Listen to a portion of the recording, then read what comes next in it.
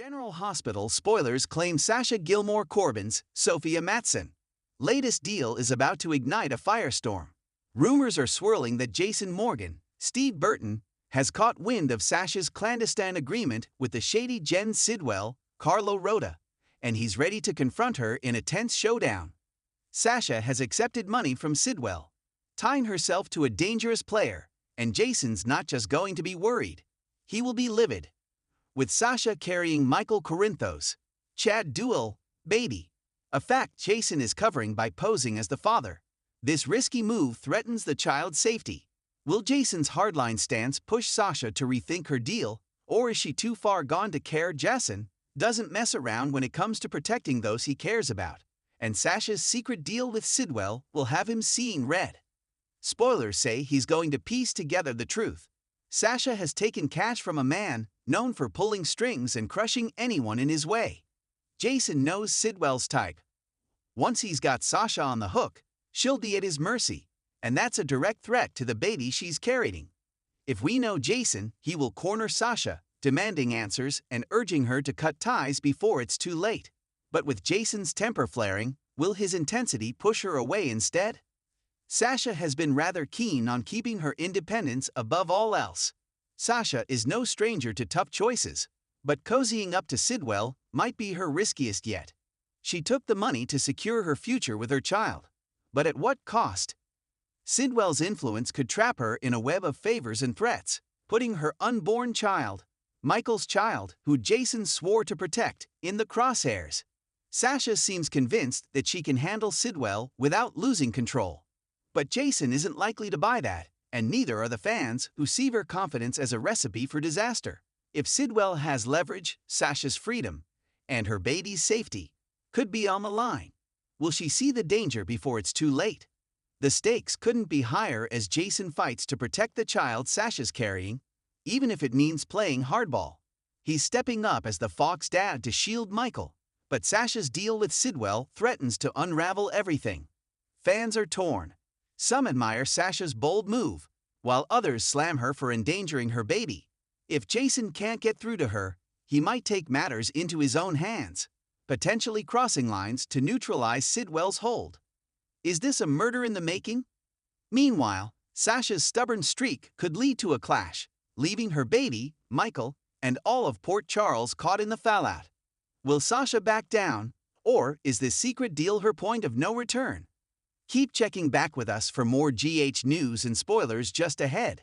Things are heating up in Port Charles once again, and this time the spotlight turns to Sasha Gilmore, a woman who has been to hell and back, only to rise like a phoenix from the ashes. But just as Sasha begins to carve out a future she can believe in, a ghost from the past returns in the form of Jason Morgan, and he's not just stopping by for a friendly chat.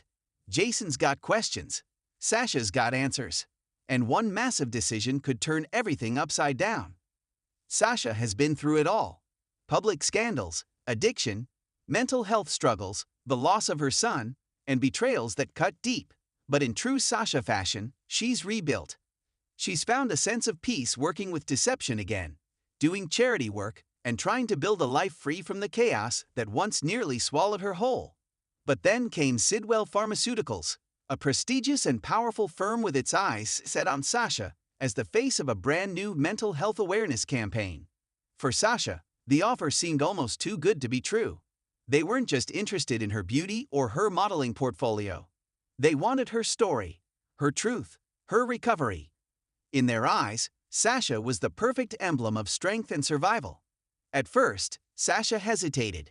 The idea of reliving her trauma in front of the entire world was terrifying.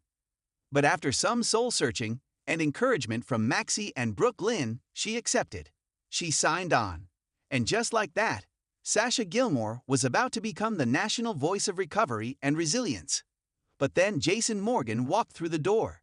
Jason's return to Port Charles has been nothing short of explosive. His resurrection has brought heartbreak, confusion, and unfinished business. While Sonny, Carly, and Sam all grapple with his reappearance, Sasha finds herself haunted by a past she thought she had buried.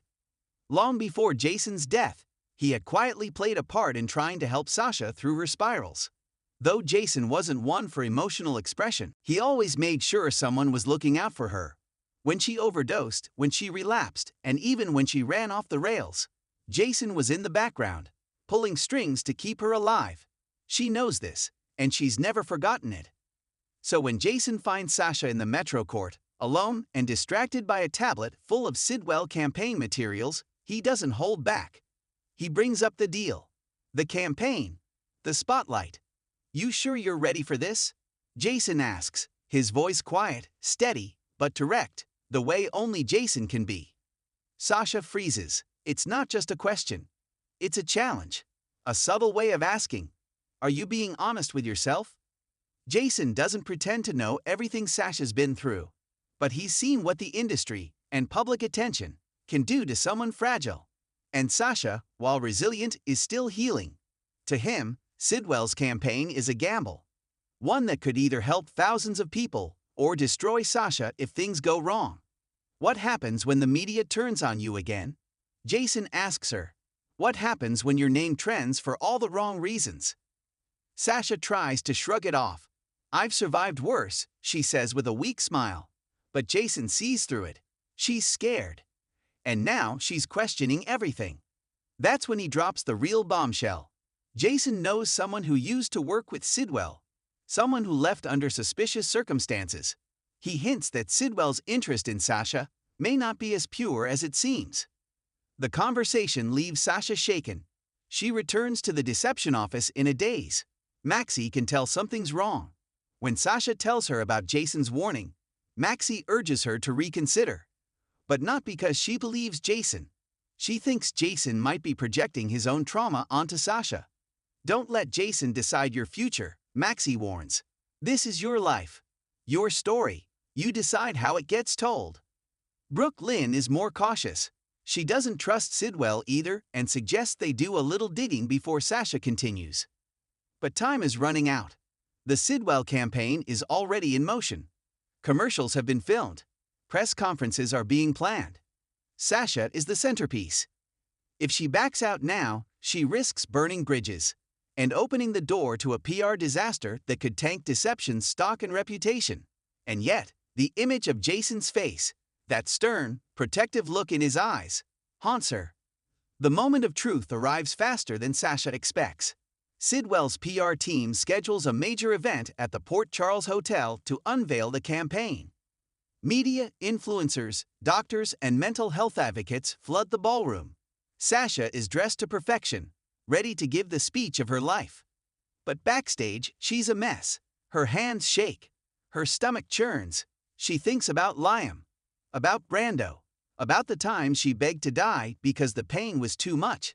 And she thinks about Jason, always in the shadows, always watching her back.